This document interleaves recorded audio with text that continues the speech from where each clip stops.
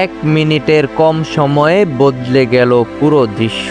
পাহাড় থেকে নেমে এলো পানি, কাদা আর পাথরের ভয়ঙ্কর স্রোত। মুহূর্তেই ধ্বংস হয়ে গেল নেপাল চীন সীমান্তের গুরুত্বপূর্ণ কিছু এলাকা। নেপালের রসুয়া জেলা ও তিব্বতের গিরং সীমান্তে ভয়াবহ আকস্মিক বন্যা ও কাদার স্রোতে ভেসে গেছে রাস্তা, সেতু, ঘরবাড়ি ও সীমান্তের গুরুত্বপূর্ণ স্থাপনা।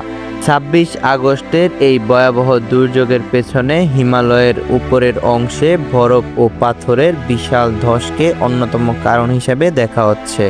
সেই ধসের ফলে নদীর পথে তৈরি হয় প্রবল স্রোত, যা মুহূর্তের মধ্যে কাদা, পাথর ও পানির ভয়ঙ্কর দেয়ালে পরিণত হয়।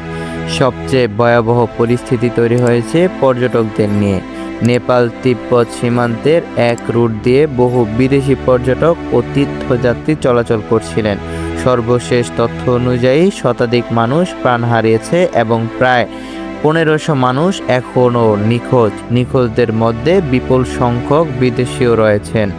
প্রত্যক্ষদর্শীদের বর্ণনায় মানুষ কিছু বুঝে ওঠার আগেই পাহাড়ের দিক থেকে কাদা ও পানির বিশাল স্রোত ধেয়ে আসে।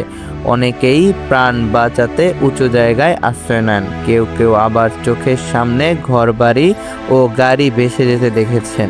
এইদিকে ধ্বংসস্তূপ ও দুর্গম পাহাড়ি এলাকায় উদ্ধার অভিযান চলছে।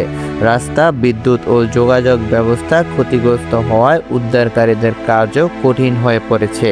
হাজার হাজার উদ্ধারকর্মী নিখোঁজদের সন্ধানে অভিযান চালাচ্ছে। এই দুর্যোগের প্রভাব নেপালের বাহিরেও পড়েছে। সীমান্তবর্তী নদীগুলোর পানি বেড়ে যাওয়ায় ভারতের কিছু এলাকাতেও সতর্কতা জারি করা হয়েছে। হিমালয়ের এই ভয়াবহ বিপর্যয় আবারও দেখিয়ে দিল, প্রাকৃতিক শক্তির সামনে কয়েক মুহূর্তেই থেমে যেতে পারে মানুষের সব আয়োজন। নেপাল তিব্বত সীমান্তের এই ভয়াবহ বন্যা ও উদ্ধার অভিযানের সর্বশেষ আপডেট পেতে বার্তা দর্পণ চ্যানেলের সাথেই থাকুন। ধন্যবাদ।